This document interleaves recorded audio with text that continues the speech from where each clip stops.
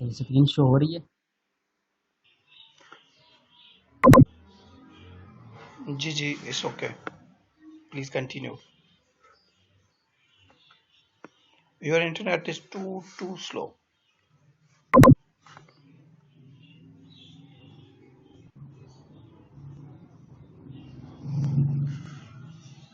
Sir जी मेरे mobile में इशू है तो मैं सिर्फ 1 मिनट में दूसरे मोबाइल से ओपन करता हूँ।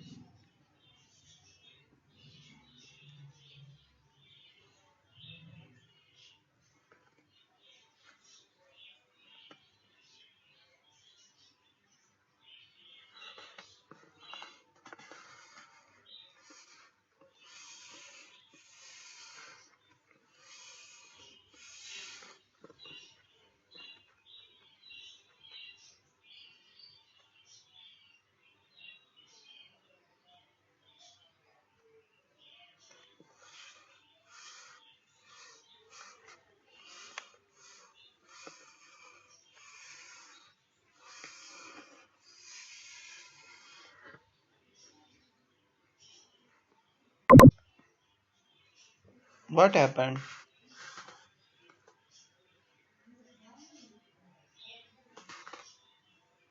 सर जी एक इशू बना है, बस मैं 1 मिनट में आया, दूसरे मोबाइल से मैं लॉग इन कर रहा हूँ।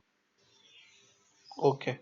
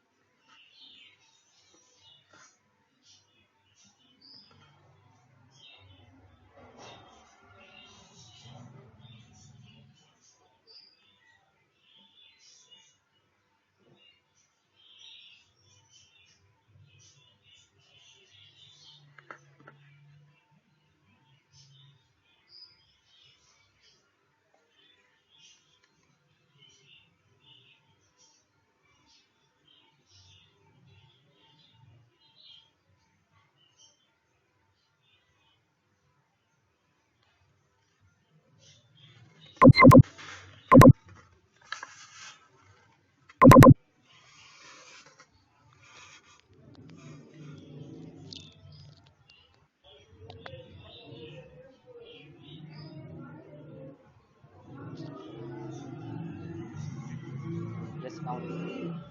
यप सर, स्क्रीन शो हो रही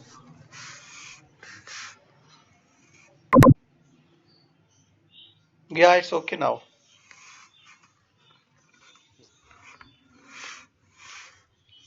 बिस्मिल्लाहिर्रहमानिर्रहीम। Please increase your voice.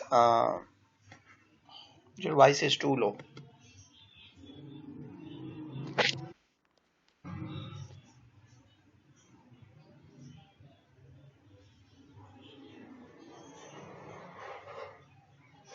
Yes सलाम अलैकुम, माय नेम इज अतिशामुल हक।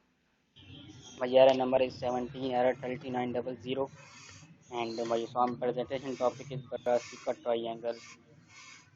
तो जो मेरा आज का टॉपिक है वो है बेसिकली ब्रासिका ट्रायंगल के बारे में। आज हम वो डिस्कस करेंगे कि हम उसे कैसे इजीली बना सकते हैं और उसे समझ सकते हैं। तो ब्रासिका ट्रायंगल बेसिकली हमारे पास जो है ये कैसे पता चलता है, यानी कि हम किस तरह इसको यानी कि क्यों इस्तेमाल करते हैं, यानी कि किस वजह से हम इसको इस्तेमाल करते हैं। तो बेसिकली हमें जो इससे पता चलता है वो ये है कि तो पहली बात ये कि ये डिस्कवर कब हुई और उसको ये इसकी जो थ्योरी थी वो किसने पेश की। तो Nagora you a Korean botanist, एक कोरियन साइंटिस्ट था जिसने इसकी थ्योरी पेश की थी 1935 में। And the triangle of you diagram shows the genetic relationship between the 6 species of the genus brassica. तो इससे हमें ये पता चलता है कि जो ब्रासिका की 6 स्पीशीज के हैं उसके बीच में जेनेटिक का जो रिलेशन है, बेसिकली हमें उस रिलेशन का पता चलता है जो उन 6 स्पीशीज के अंदर जेनेटिक का रिलेशन होता है, हम वो यानी कि इससे फाइंड आउट करते हैं। तो इसको हम ट्रायंगल बोलते हैं और you diagram brassica triangle. And और यहाँ में हमें जो बेसिकली जो याद रखने वाली बातें हैं वो बेसिकली 4 हैं जो इस टेबल में आपको दिखाई गई हैं। तो हमें जो बातें बेसिकली जो मेन टॉपिक हैं वो याद रखने हैं। तो जैसे कि पहली रो में शो हो रहा है NOC। अब इसमें हम ऐसे तो याद नहीं रख सकते कि NOC, तो हमें इसके लिए एक सेंटेंस बनाएंगे ताकि हम इसको इजीली याद रख सकें, अपने माइंड में रख सकें। तो जो सेंटेंस मैंने यहाँ पे लिखा है वो ये है, नॉन ऑब्जेक्शन सर्टिफिकेट। जब भी हम ट्रायंगल बनाएंगे तो हमें जहाँ पे NOC लिखना होगा, हम वहाँ पे ये सेंटेंस याद रखेंगे, नॉन ऑब्जेक्शन सर्टिफिकेट। जिससे हमें माइंड में आ जाएगा कि यहाँ पे जो आना है वो NOC आना है, N for non, O for objection and C for certificate. और इसके बाद जो है CNG जे है, बेसिकली यहाँ पे लफ्ज यूज हुआ है वो जे है, लेकिन जी हमने इसलिए यहाँ पे लिखा क्योंकि जो हमारे पास एक गैस है CNG की, तो हमने अपने माइंड में रखने के लिए, याद रखने के लिए हमने यहाँ पे CNG का लफ्ज यूज किया। लेकिन जब हम ट्राइंगल ड्रा करेंगे तो वहाँ हम पर जे ही यूज करेंगे। एंड उसके बाद जो हमारा थर्ड रो है जो हमें याद रखनी है वो है क्रोमोसोम नंबर। और ये तो एक तरतीब के साथ हमने लिखे हैं 8, 9 और 10। लेकिन ये क्रोमोसोम नंबर और genome number is half in number, ये जो नंबर हैं ये हाफ हैं।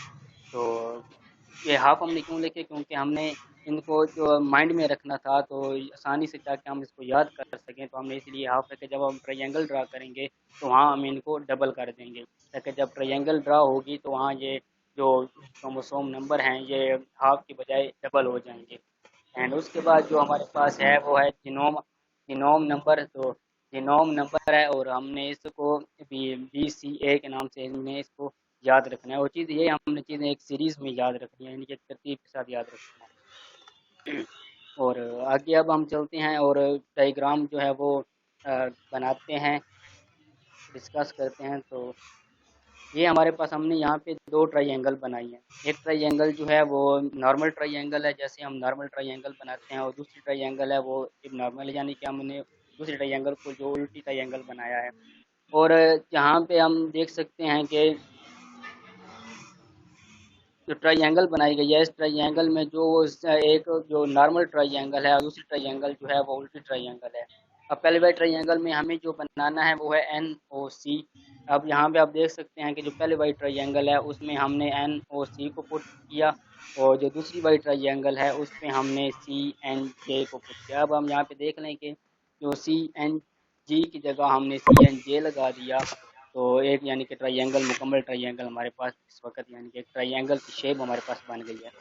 तो उसके बाद हमने जो काम करना है वो ये है कि नॉर्मल ट्रायंगल पर, जो हमारी नॉर्मल ट्रायंगल है इसके ऊपर हमने ये जो इब नॉर्मल या क्या आप कह रहे हैं कि जो उल्टी ट्रायंगल है, इसको ऊपर रख देना है जो हमारे पास नॉर्मल ट्रायंगल है। तो जब हम इसके ऊपर रखेंगे तो ये हमारे पास कुछ इस तरह से शो होगी। तो ये हमारे पास कुछ इस तरह से शो होगी। जैसे आप ये पहली ट्रायंगल देख रहे हैं यहाँ पे, यानी कि कुछ स्पीशीज या क्रोमोसोम नहीं लिखे हुए। तो ये जैसे हमारे पास ये ट्रायंगल है, ये इस तरह हमारे पास शो होगी। तो हमारे पास जो डायग्राम बन जाएगी जो आपको स्क्रीन पर नज़र आ रही है। अब हम देख सकते हैं कि NOC जैसे नॉर्मल ट्रायंगल में था वैसे ही आ गया, और जो CNG था वो जैसे ही उल्टी ट्रायंगल हमने इसके नॉर्मल ट्रायंगल के ऊपर रखी तो वहाँ पे CNJ वहाँ पे इसी तरह इजीली वो आ गया। अब हमने जो करना है काम, नेक्स्ट काम जो हमने करना है वो ये करना है कि जो हमारे पास ये स्पीशीज़ होगी हमने वो ऐड करनी है। अब स्पीशीज जो हैं वो ब्रास एन की जगह जो होगा, पहले हमने जो थ्री ट्रायंगल है, जो नॉर्मल ट्रायंगल है उसकी स्पीशीज लिखनी है, यानी NOC की स्पीशीज लिखनी है। एंड देन हमने फिर क्या कहते हैं उसे, जिनकी जो स्पीशीज है वो एक तरतीब के साथ, एक सीरीज के साथ लिखनी है। अब एन की जो स्पीशीज है वो ब्रासिका नाइग्रा है, तो एन की जगह हमारे पास ब्रासिका नाइग्रा आएगा। और इसी तरह ओ की जो स्पीशीज है वो ब्रासिका ओलर एशिया है, तो हमारे पास जो ओ की जगह ब्रासिका ओलर एशिया आएगा। एंड फिर जो सी की हमारे पास स्पीशीज है वो ब्रासिकिया कंपेस्ट्रिक है, लेकिन हम इसका जो पुराना नाम था वो कंपेस्ट्रिक था, जो लेकिन जो आजकल जो हमारे पास नाम इसका चल रहा है वो ब्रासिका रैपा है। एंड देन हमने फिर जो हमारे पास एक उल्टी ट्रायंगल थी उसकी स्पीशीज जो है वो लिखनी है। और उसकी जो स्पीशीज थी हमारे पास वो बेसिक जो हमने के नाम दिए थे वो CNJ था। एंड सी फॉर हमारे पास जो बनता है Brassica carinata, and N for Brassica नस, एंड क्या कहते हैं जे फॉर ब्रासिका नोसिया। अब इस तरह हमने इसकी स्पीशीज को ऐड कर दिया। अब हमने आगे जाकर इनके क्रोमोसोम जो होंगे, अपने क्रोमोसोम नंबर जो होंगे, सबसे पहले जो हमारे पास नॉर्मल ट्रायंगल थी उस पे हम इनके क्रोमोसोम नंबर हैं वो जो पुट करेंगे। तो हमारे पास जो बिलतरतीब हमारे पास क्रोमोसोम नंबर थे 8 जो हमारे पास ऊपर भी टेबल में शो हो रहे हैं, 8, 9 और 10। अब जहाँ पे एन आ रहा है वहाँ पे बिलतरतीब हमने क्या लिखना है, 8 लिखना है एन की जगह, और ओ की जगह हमने फिर 9 लिखना है, और सी की जगह हमने 10 लिखना है। तो इसी तरह क्रोमोसोम जो नंबर होंगे वो हमने यहाँ पे पुट कर दिए। उसके बाद हमारे पास आता है जीनोम नंबर। अब जीनोम नंबर भी हमने बिलतरतीब उसी तरह लिखने हैं जैसे कि हमने क्रोमोसोम नंबर लिखे। एन की जगह हमारे पास बी आ जाएगा, ओ की जगह हमारे पास सी आ जाएगा, और सी की जगह और क्या कहते हैं, सी की जगह हमारे पास जो है वो ए आ जाएगा। अब जीनोम नंबर भी हमने पुट कर दिए, क्रोमोसोम नंबर भी पुट कर दिए, स्पीशीज भी पुट कर दी। अब हमारे पास जो आता है वो आता है इनके जो हमारे क्रॉस जब कराया आपने इन दोनों का आपस में, जब हमने क्रॉस कराया ब्रासिका नाइग्रा और ब्रासिका ओलरेशिया का क्रॉस कराया तो हमारे पास ब्रासिका कैरिनेटा बना। अब ब्रासिका कैरिनेटा तो हमारे पास बन गया, लेकिन क्रोमोसोम जो नंबर थे वो हमने कैसे फाइंड करने हैं, और इनको जो जीनोम थे वो हमने कैसे लिखने हैं। अब जैसे कि बी और सी का क्रॉस हुआ, यानी कि ब्रासिका नाइग्रा और ब्रासिका ओलरेशिया का क्रॉस हुआ, तो हमारे पास जो बी और सी जो क्रोमो यानी अलग अलग थे जीनोम, वो इकट्ठे होकर बी और सी बन गए। इसी तरह हमारे पास जो क्रोमोसोम नंबर थे वो ऐड होकर 8 और 9 जब ऐड होते हैं तो 17 बन गए हमारे पास क्रोमोसोम नंबर। लेकिन ये क्रोमोसोम नंबर हैप्लॉइड हैं, जब हम इनको यानी कि डबल करेंगे तो ये 34 हो जाएंगे, डिप्लॉइड हो जाएंगे। एंड इसी तरह हमारे पास जो है ब्रासिका नाइग्रा और ब्रासिका रैपक का जब हम क्रॉस करेंगे तो हमारे पास ब्रासिका जोन्सिया आएगा, और ब्रासिका जोन्सिया के जो हमारे पास क्रोमोसोम नंबर हैं वो n = 18 आएंगे। इसी तरह जैसे कि हमने पीछे डिस्कस किया कि ब्रासिका नाइग्रा के क्रोमोसोम नंबर थे वो 8 थे, ब्रासिका रैपक के क्रोमोसोम नंबर 10 थे। जब हमने इन दोनों को क्रॉस किया तो इन क्रोमोसोम नंबर जो होंगे वो आपस में ऐड हो जाएंगे और 18 बन जाएंगे, और जो हमारे पास इनकी जीनोम आएगी वो ए और बी आएगी। और अब नीचे लास्ट पे जो हमारे पास है वो है ब्रासिका ओलरेशिया और ब्रासिका रैपा। जब हम ब्रासिका ओलरेशिया और ब्रासिका रैपा का क्रॉस करेंगे तो हमारे पास ब्रासिका नेपस बनेगा, और इनके क्रोमोसोम भी इसी तरह ऐड होकर 19 बनेंगे, और जीनोम इनका क्योंकि ए और सी का आपस में क्रॉस हुआ है तो जीनोम इनका भी ए और सी बनेगा। और इसी तरह जब हमारे पास आगे एक मुकम्मल ट्राइएंगल जो हमारे पास ओरिजिनल ट्राइएंगल बनती है, जिसे हम आप कह लें कि ओरिजिनल हमारे पास जो ट्राइएंगल है जो हमें यानी कि जो हमने बनानी जो हमने फाइंड आउट करनी थी वो हमारे पास इस तरह की शेप में बनेगी।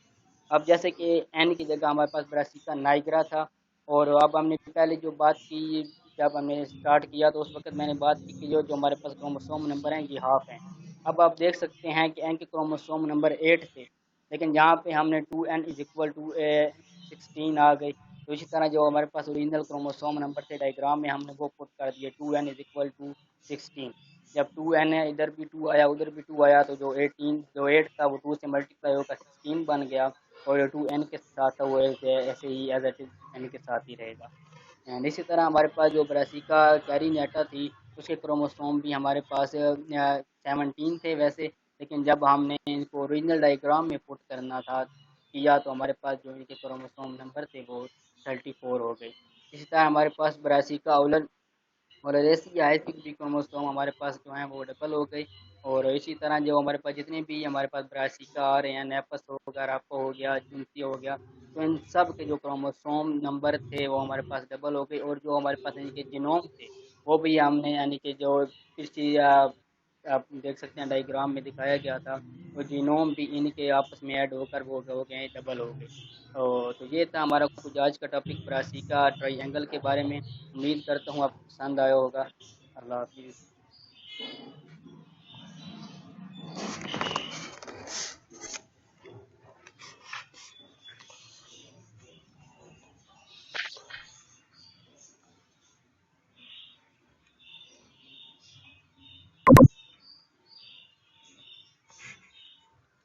In case of Brassica carinata, when the n is equal to 17, is this plant is fertile or sterile?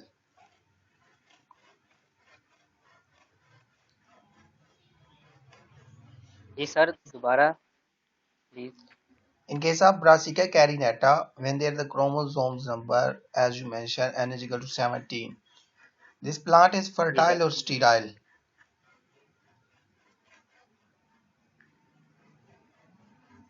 Sir जी बेसिकली जो प्लांट होगा वो फर्टाइल हो। फर्टाइल क्रोमोसोम नंबर तो 17 है, तो फिर फर्टाइल कैसे होगा?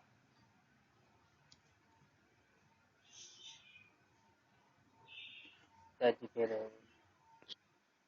17 क्रोमोसोम जब इनको हमने क्रॉस किया जब इनका, तो वो 34 बन गई हमारे पास। Yeah, right. Thank you so much. Next, please. Thank you, And शुक्रिया। all of you, please ask the question because your class participation is very important. During my lecture, as you are not participated, but for the presentation, now you have to participate in the class. Please ask at least one question per student.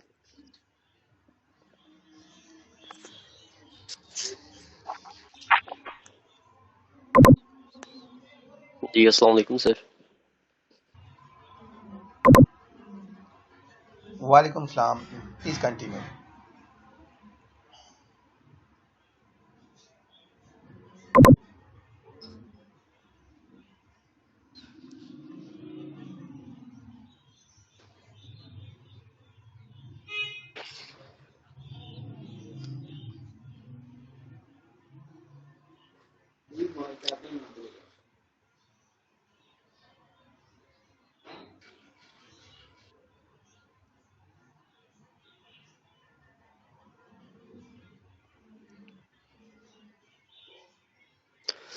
अस्सलाम वालेकुम। Sir screen issue कर रही है, एक minute sir.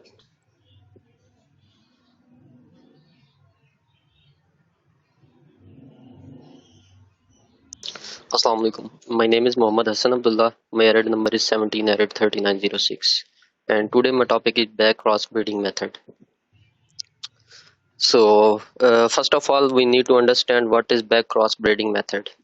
Back cross breeding method is which main object is incorporate desired gene, either dominant or recessive, to the highly product commercially successful variety which lack of specific gene. तो अब ये है कि जो बैक क्रॉस ब्रीडिंग मेथड है हम तब करते हैं जब हमारे पास कोई एक ऐसी वैरायटी हो जो हमारे यहाँ बहुत, जिसकी खसूसियात बहुत ज़्यादा हों, जो हमारे फार्मर्स जो हैं वो बहुत ज़्यादा उसको यूज़ करते हों, और उसमें जो है कोई ऐसा एक नुक्स आ जाए या कोई ऐसी एक जीन की कमी हो जाए, उस जीन की कमी को पूरा करने के लिए हम जो है ना वो back cross breeding method apply करते हैं।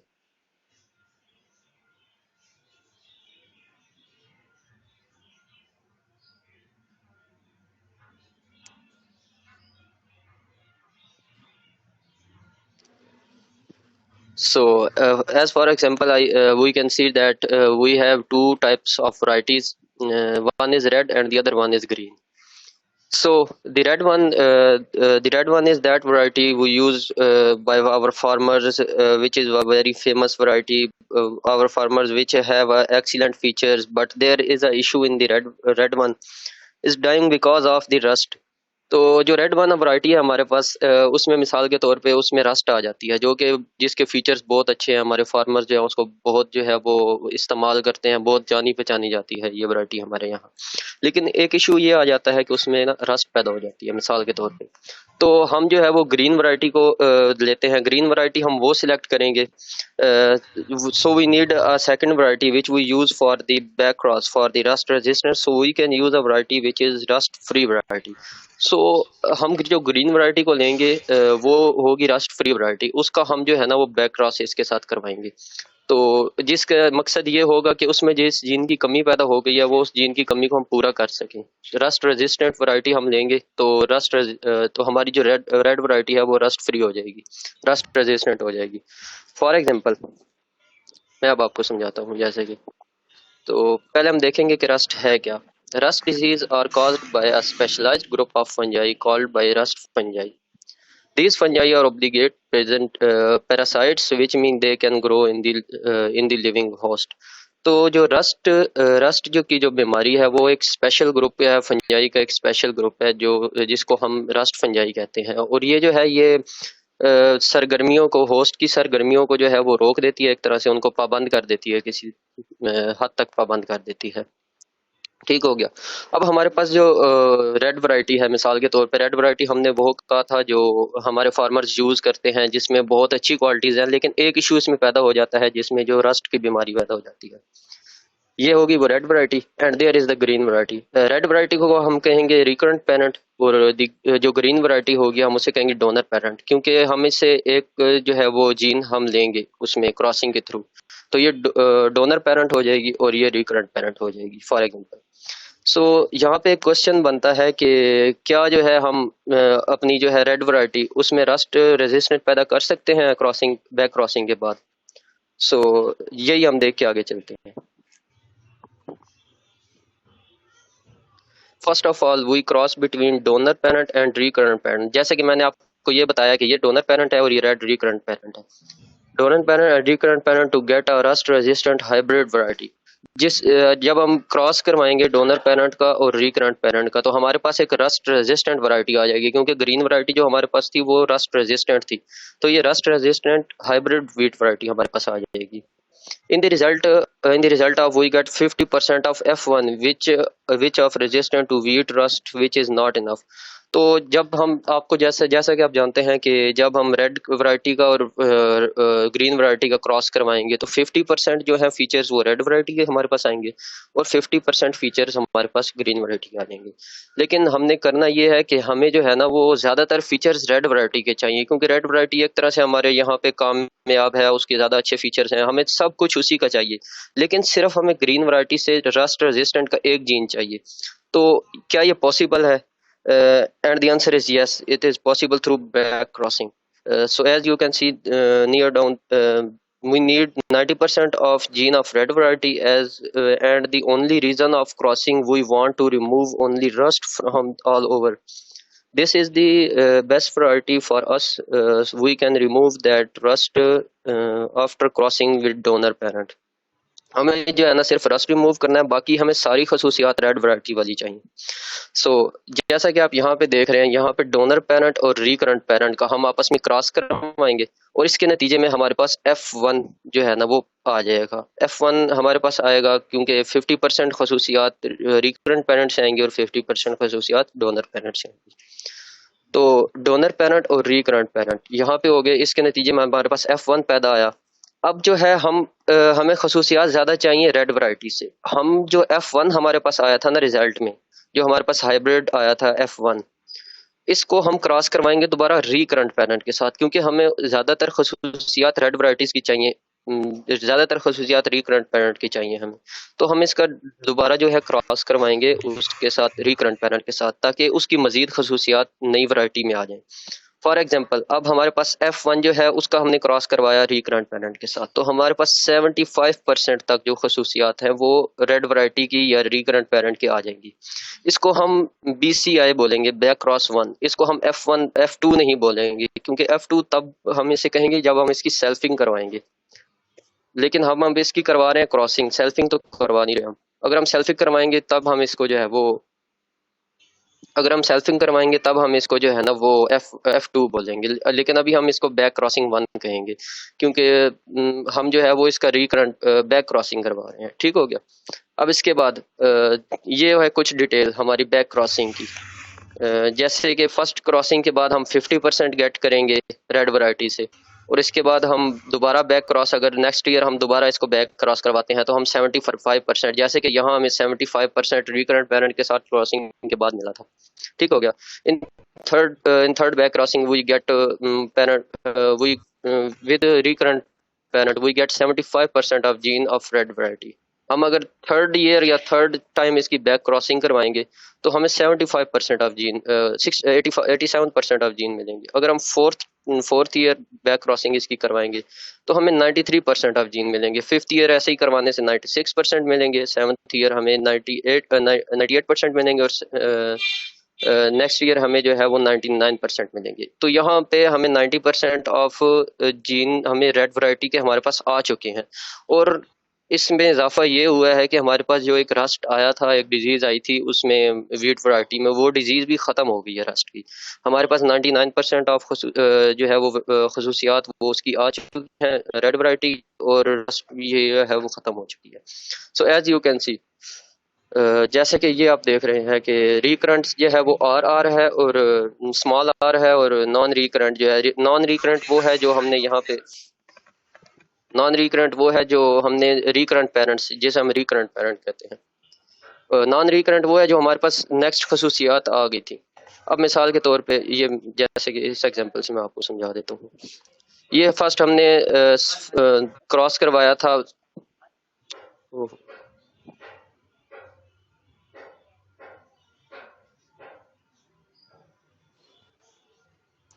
फर्स्ट हमने क्रॉस करवाया था क्या कहते हैं, डोनर पेरेंट का और रिकरेंट पेरेंट का, जिसके नतीजे में हमारे पास 50% और 50% खसूसियात आ गई थी। इसके बाद जैसा कि आप देख सकते हैं, जैसा कि आप देख सकते हैं कि स्क्रीन इशू कर रही है थोड़ा।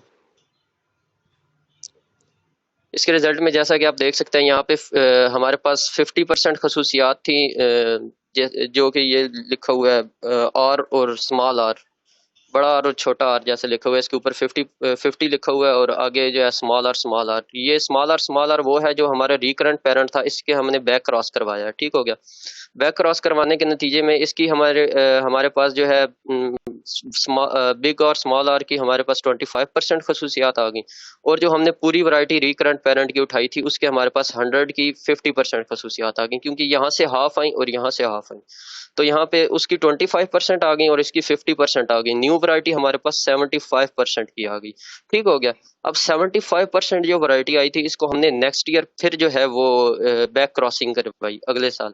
अब इसके पास 75% खसूसियात थी रेड जीन से, और अब हमने जो है फिर रिकरेंट पेरेंट उठाया, क्योंकि रिकरेंट पेरेंट रेड वैरायटी जो थी उसके पास तो उसकी 100% खसूसियात थी, वो हमने प्योर वैरायटी से इसका क्रॉस करवाया। तो इधर से 75% गया और उधर से 100%, इसका हाफ 75% का हाफ जाएगा, क्योंकि हाफ ऑफ आती है ना खसूसियात बीच में। तो 75% 37.5% यहाँ से गया और 50% वहां से गया। तो ये नई वैरायटी हमारे पास जो नेक्स्ट ईयर तैयार होगी वो होगी 87% की। फिर अगले साल हमने क्योंकि हमें 99% ऑफ जीन्स चाहिए रेड वैरायटी से, तो हमने इसको बैक क्रॉसिंग हम करवाते रहे। नेक्स्ट ईयर फिर हमने इसकी बैक क्रॉसिंग करवाई, जो इसमें 87% न्यू वैरायटी में जीन हमारे पास आ चुका था, इसकी हमने क्रॉसिंग करवाई दी रेड वन से, रिकरेंट पेरेंट से। उसमें तो 100% जीन था, वहां से 100% से 50% आया और यहाँ से 43.75% आया। तो ये हमारे पास 93.5% तैयार हो गई वैरायटी का जीन, रेड वैरायटी का जीन। अब नेक्स्ट ईयर हमने फिर इसका क्रॉस करवाया, वहां से 93.75 था और यहाँ से 100 था। यहाँ से वहां से फिर 46.87 आया और यहाँ से तो 50 आएगा, हाफ आएगा। तो ये हमारे पास न्यू वैरायटी जो तैयार हुई वो 96.87 की हुई। और अब यहाँ देख लेते हैं, यहाँ से फिर वही 96.87 वाली वैरायटी हमने अगले साल ली और उसका हमने क्रॉस करवा दिया रिकरेंट पेरेंट के साथ। अब 96 जो थी उसमें से 48.43 यहाँ से आया और 50% जीन्स जो है वो यहाँ से आए, तो ये 98.43 हो गए।